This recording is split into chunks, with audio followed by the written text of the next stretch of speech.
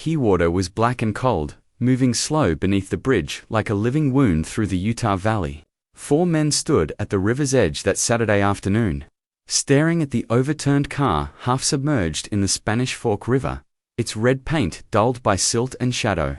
Officer Tyler Beddoes felt the March wind cut through his uniform as he approached the wreckage.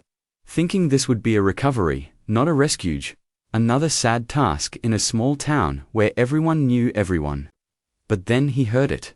A voice, clear as morning light, calling from inside the metal tomb. "Help me," it said. And the sound pierced through 14 hours of silence like a prayer finally answered. The voice was not a child's. Officer Jared Warner heard it too. Turning to his colleagues with eyes that asked the question none of them could answer. It was an adult woman's voice, calm but urgent.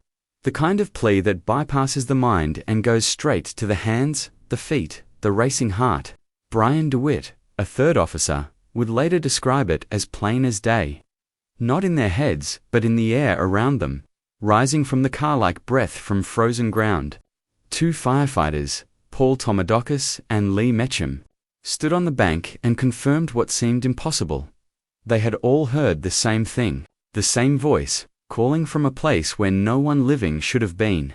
None of them could explain it, but all of them knew one thing: someone needed them.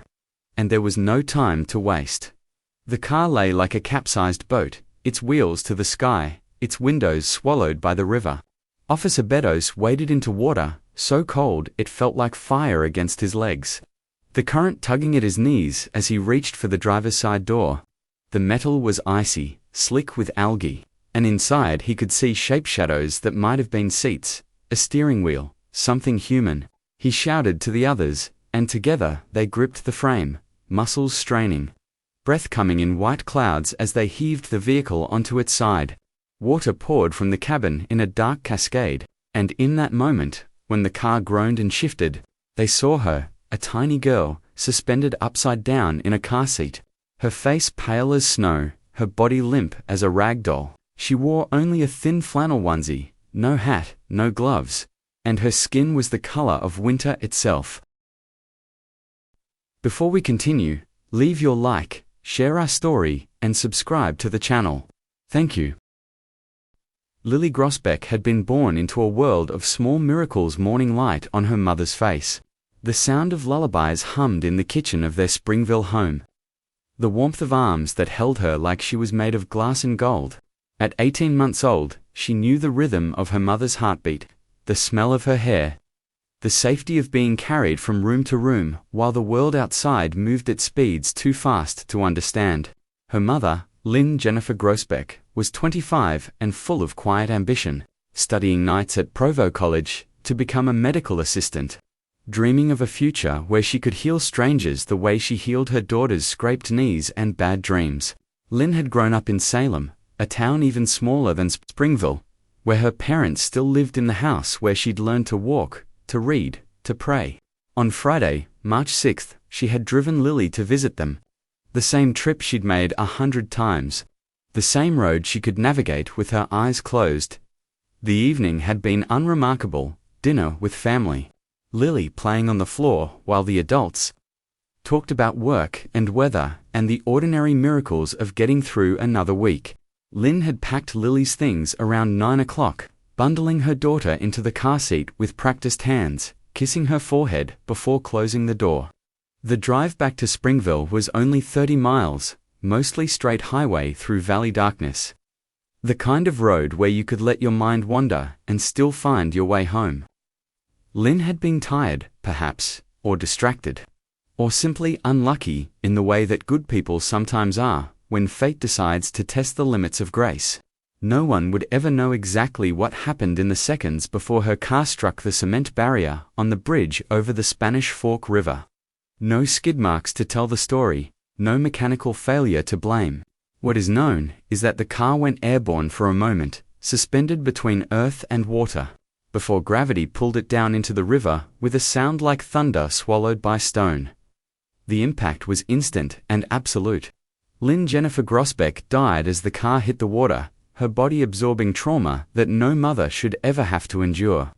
Her last thoughts, if there were any unrecorded and unknowable, Behind her, in the back seat, Lily's car seat took the force of the crash and held the straps designed for exactly this kind of catastrophe doing their work with ruthless efficiency. The car flipped, rolling once, twice, before settling upside down in water that was barely above freezing, fed by snowmelt from mountains that still wore winter like a crown. Lily hung there, suspended in darkness, her tiny body inverted, her face inches from the water that sloshed and gurgled beneath her. The car seat had landed in just the right position, tilted enough that her head stayed above the waterline, close enough to the surface that pockets of air remained trapped in the cabin. She was unconscious from the impact, her small chest rising and falling in shallow breaths, her body entering a state that doctors would later describe as near conserving warmth and oxygen, in a fight for survival that her mind could not even comprehend. The night passed over her like a slow-moving river of stars. Above, on the highway, cars drove past the bridge, their headlights sweeping over cement barriers that hid the wreckage from view. The road carried hundreds of travelers through the darkness, people going home, going to work, going to visit family, just like Lynn had been, none of them knowing that 10 feet below, a child hung between life and death in water that should have killed her hours ago. The temperature dropped as midnight came and went. Frost forming on the grass along the riverbank, the world around Lily growing colder and quieter with each passing hour. Inside the car, time moved differently, seconds stretched into minutes. Minutes into hours. Each breath a small rebellion against the laws of biology and physics that said she should not still be breathing.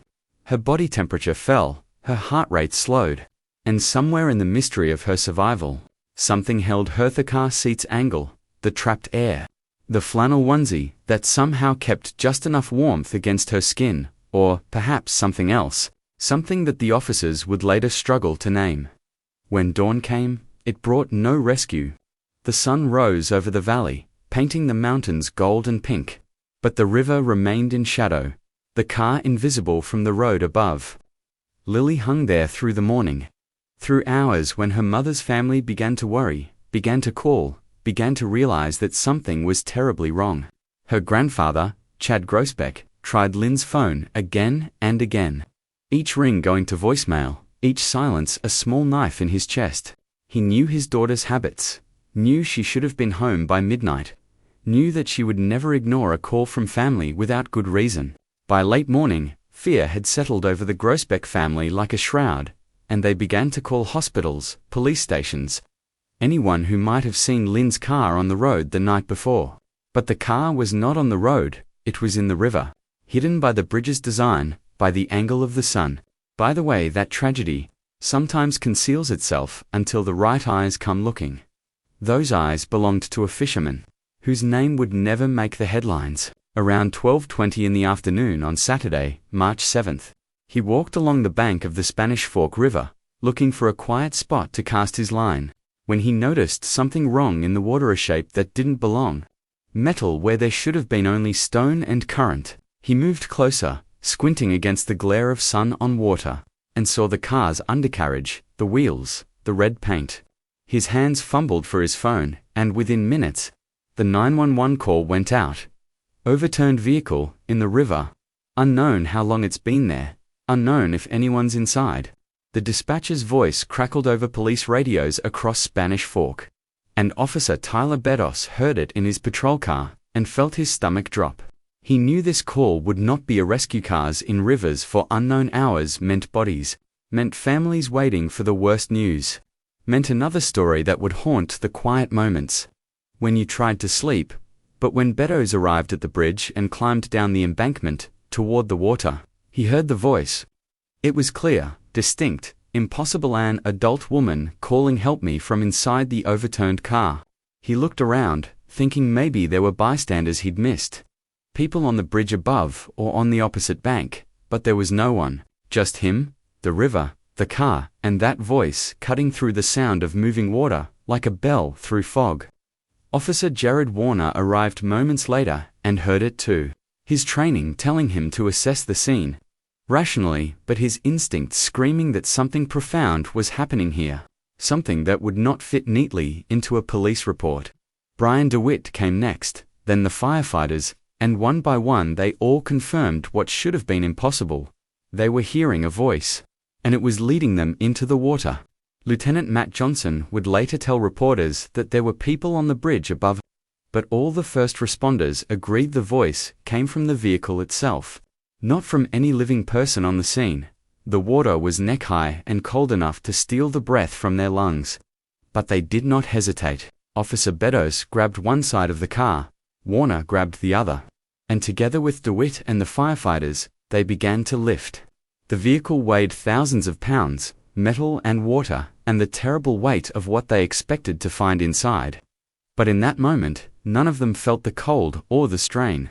Firefighter Paul Tomodokis would later say that once they realized a child might be in the car, they didn't think about anything except getting her out. Their hands slipped on wet metal. Their boots sought purchase in river stones that rolled and shifted beneath them. And slowly, impossibly, the car began to move. They grunted, shouted encouragement to each other, and with a final heave, flipped the vehicle onto its side. Water exploded from the cabin in a dark torrent, and there, in the back seat, they saw her, Lily Grosbeck, 18 months old, hanging upside down in her car seat, unconscious, her skin the color of marble, her lips tinged blue. Tomodokis waded closer, his knife already out, and began sawing through the car seat straps while the others held the vehicle steady.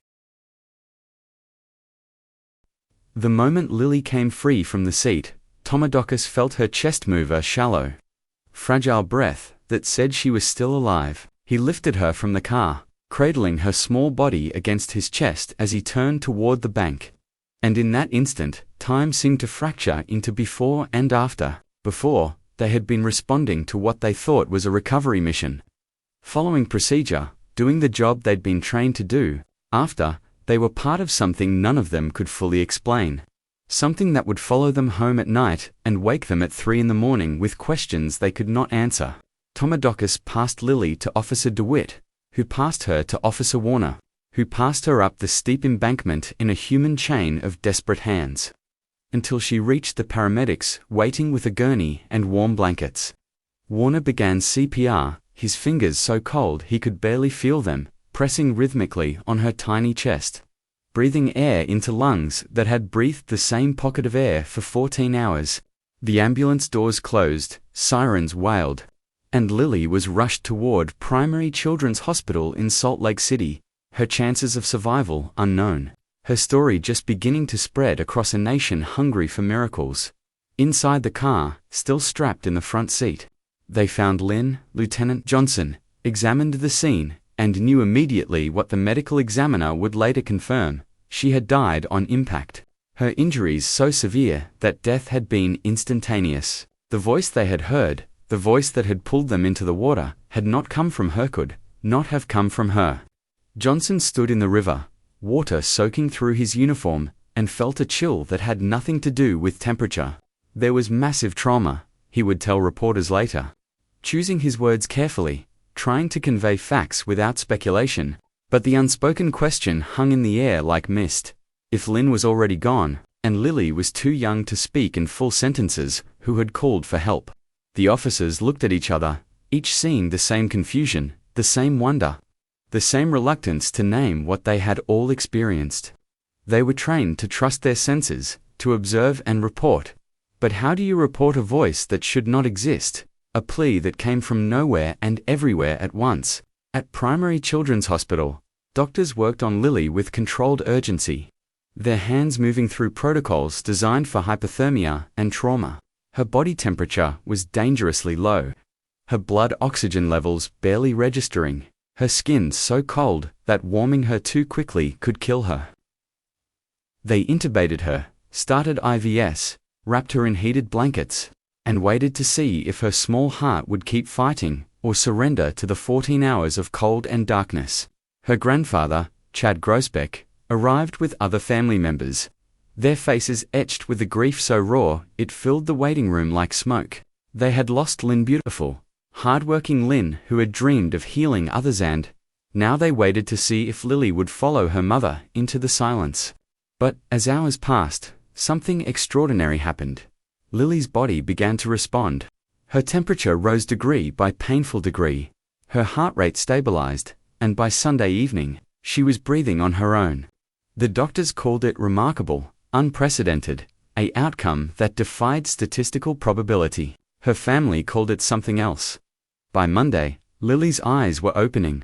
She was alert, responsive, and by Tuesday, she was watching Dora the Explorer on a hospital television, singing Wheels on the bus with her grandfather, while nurses stopped in the doorway to witness what they could only describe as a miracle. Her improvement was astounding, defying every prediction and medical model. Children who survive prolonged cold water immersion usually suffer severe brain damage, organ failure, or death, but Lily showed none of these things. She giggled, reached for her grandfather's hand, asked for water and crackers in the vocabulary of a toddler, who had no idea she had just survived something that would become national news.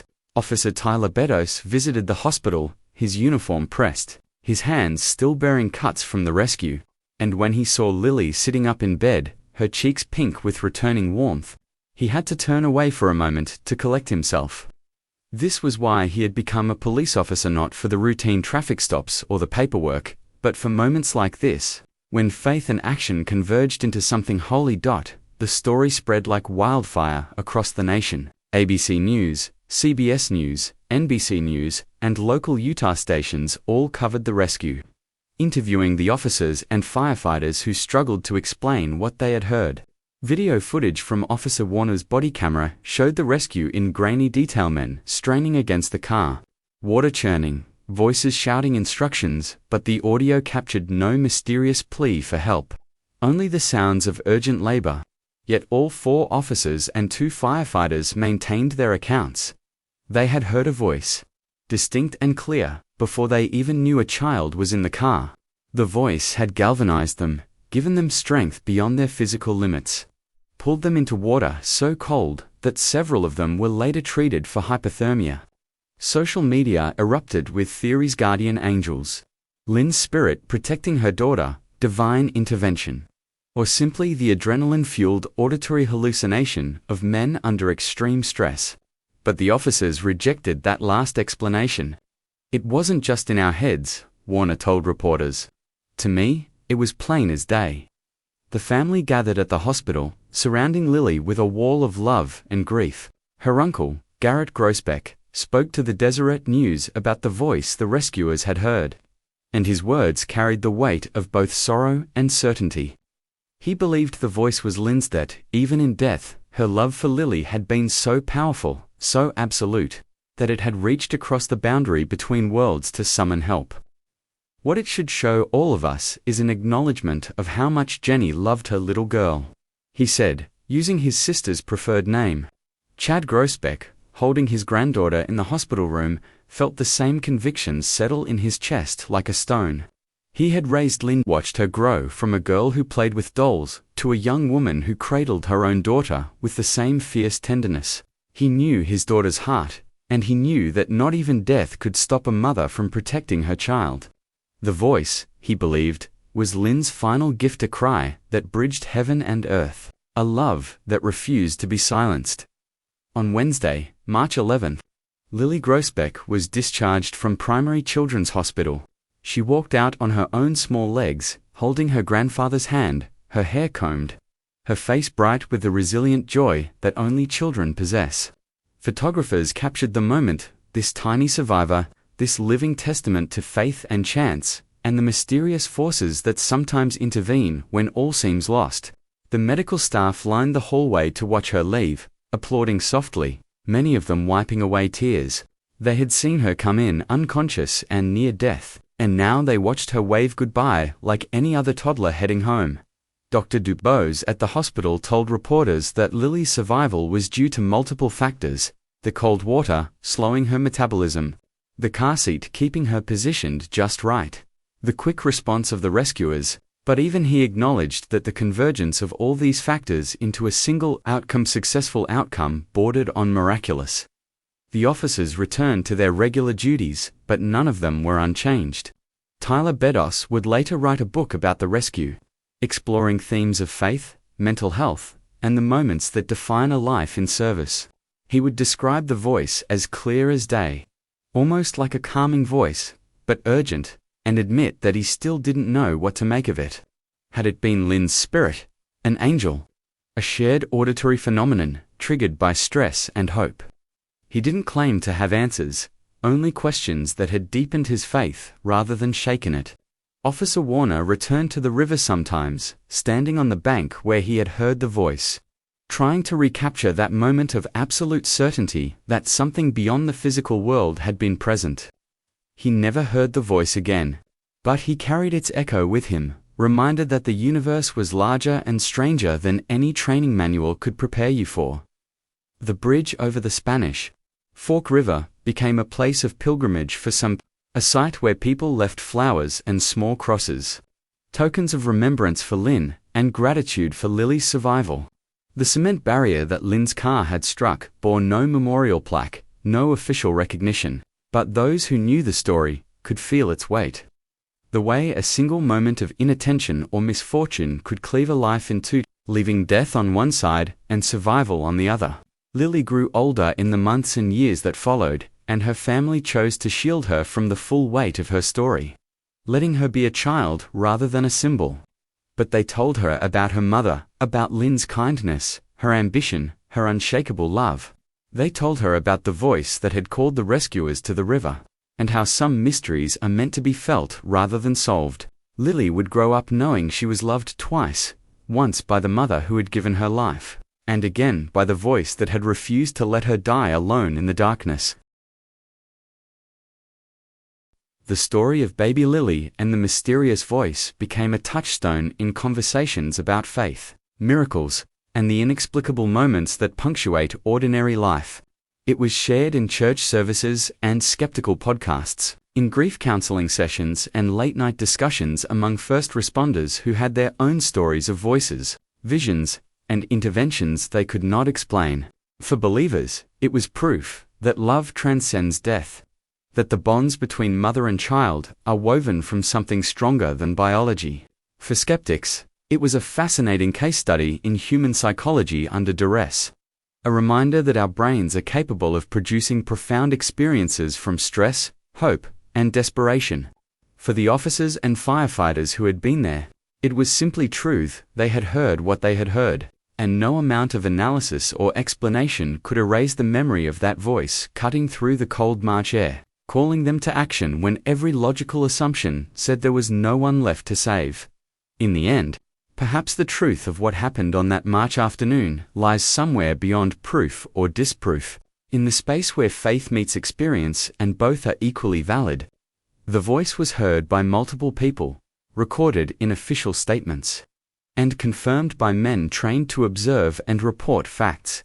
It led to a rescue that saved a child who had no business surviving 14 hours in conditions designed to kill.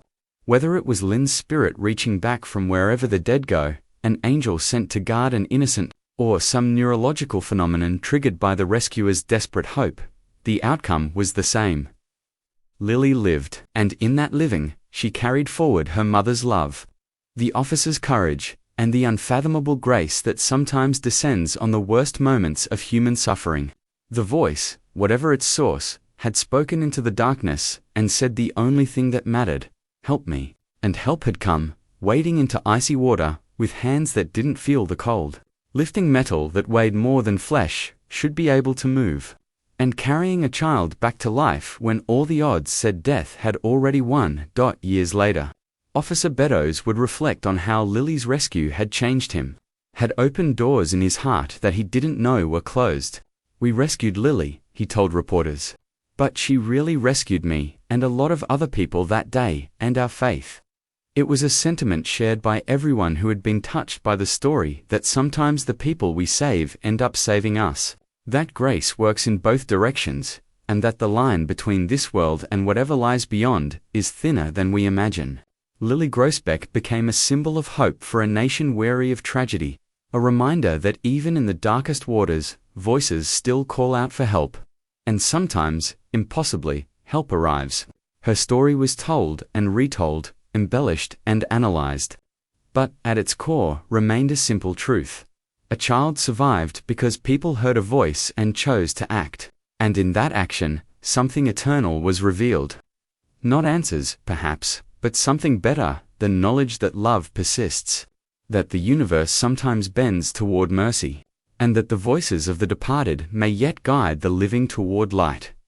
This account is drawn from extensive national and local reporting by ABC News, CBS News, NBC News, and the Deseret News, documenting the March 2015 rescue of 18-month-old Lily Groesbeck from the Spanish Fork River in Utah. Multiple first responders including officers Tyler Better, Jared Warner, and Brian DeWitt, along with firefighters Paul Tomodakis and Lee Mecham gave consistent, on-record statements about hearing an adult voice calling for help before discovering Lily suspended in her car seat, alive after 14 hours in near-freezing water. Her mother, Lynn Jennifer Groesbeck, was confirmed deceased at the scene, having died on impact the previous night. Lily's recovery at Primary Children's Hospital and her discharge within days became a nationally recognized story of survival and unexplained grace.